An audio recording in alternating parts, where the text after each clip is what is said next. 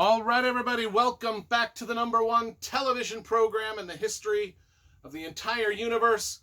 I am Brian Lee Durfee, author of The Forgetting Moon, The Blackest Heart, and The Lonesome Crown. All three books published by Simon & Schuster's Saga Press. Today I'm going to be reviewing Arms of Nemisis by Steven Saylor. This is book number 2 in Saylor's Gordinius the Finder mystery series, set in, the time of Caesar. Gordinius the Finder, he solves murders, he solves mysteries, yada, yada, yada. Just a cool book series. I've got all 13 books in the series right here behind me. I have previously on the channel reviewed book number 1, Roman Blood, and now we are to book number 2. And as you can see, let's talk about the covers first, because I love graphic design and cover illustration. As you can see, we've got a great, this is just an elegantly designed cover with an old-time painting of, and I don't know who did the painting. It was, let's see, an artist by the name of Scala, S-C-A-L-A. So it's ancient. And then, of course, it looks good with the rest of the series. They all kind of have a similar theme. The spines don't always match up, as you can see on the, here. Anyway, let's talk about book number 2. It came out in 1992. There are maps in it. There are maps of the different places that our Gordinius the Finder, our main character, goes in Naples and different places like that. Anyway, okay, so it starts out in 72 BC. This book is set against the Spartacus gladiator uprising. It's told from the first person of Gordinius the Finder himself.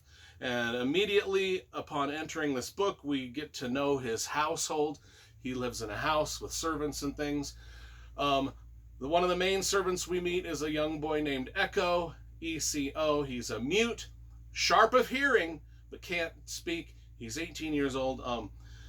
Couple of scenes throughout this book are very poignant between the mute and Gordinius the Finder.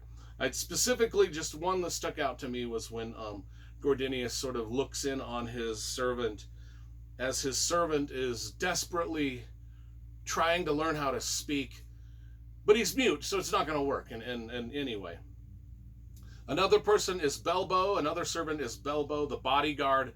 He's strong, but he's a little bit slow in the head, Bethesda is the Egyptian. She's a former slave. We meet her in book number 1. She kind of becomes Gordinius's romantic relationship in the series. So we've got this household in the middle. I think they live on the outskirts of Rome somewhere. And then there's a knock at the door, and in comes this knight, this Roman soldier, or ex-Roman soldier named Mummius, and he is got a message, and his message is, my boss, who I can't tell you who it is, needs you to solve a murder of someone that I can't tell you, and I need to take you to where the murder happened, which is a mystery too. I'm not going to let you know where that is. Even as we travel to it, you're not going to know. So there's all this, we need you to solve a murder, but we're not going to tell you really what it's about, or who's paying you, or even where it is until you get there. And Gordinius is kind of like, I don't need that trouble. But then Mummius was like, well, we will give you 5 times your regular pay. It's only going to be a 5-day trip. After the 5 days, if you ain't solved it, it's done. And Gordinius is like, oh man, so he's like thinking, well, this guy doesn't even know what my daily rate is, so he's going to pay me 5 times my daily rate? Well, I'll just exaggerate my daily rate and just scare him away. And so he exaggerates his daily rate, and the guy is like, oh, that's really cheap. We're going to have you do it. And backfires. Okay, so they go on this trip. He takes Echo with him. Gordinius takes his mute with him to solve this unnamed murder mystery in a mysterious place. They end up on a ship. It's a galley. It's a rowing. I mean, it's a ship where people are rowing, like slaves are rowing. And Steven Saylor does a magnificent job of just describing throughout this book, since it is set against the Spartacus slave gladiator uprising, there's a lot of themes about freedom versus slavery. What's the morality of someone who owns a slave? What's the morality of the person working for the slave owner? In other words, what morals should the slave have? What morals should the slave owner have? Who's in the right? Who's in the wrong? Is society better off or worse off with the slaves? Yada, yada. Anyway, he ends up on this slave ship where the slaves are rowing.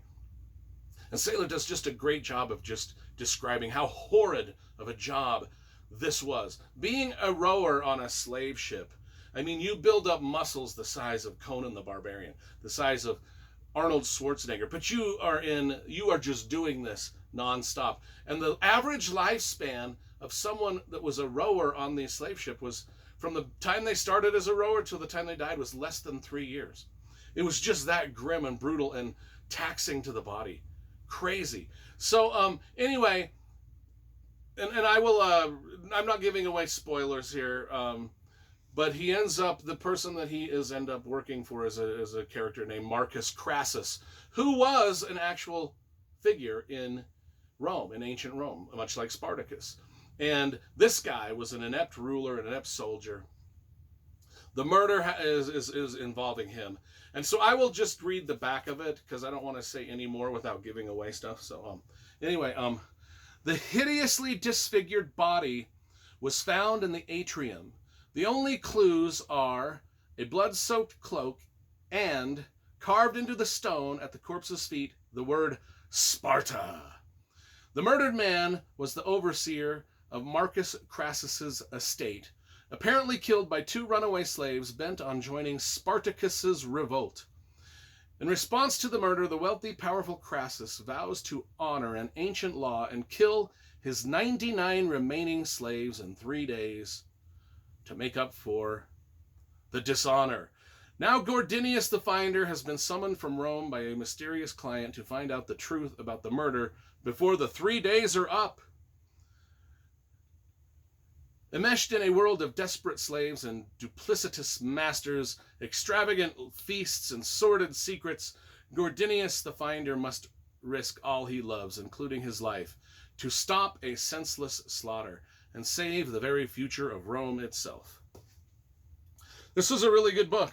I think it was better than the first one, just because I liked the whole Spartacus angle, the slave revolt angle, and all that kind of stuff. I'm giving this a solid 9.5 out of 10. I really enjoyed it. In fact, I enjoyed it so much, I'm going to just launch into, pretty soon I'm going to launch into the third book, which is Catalina's Riddle. I'm going to start reading that one real soon here. Okay, that is my review.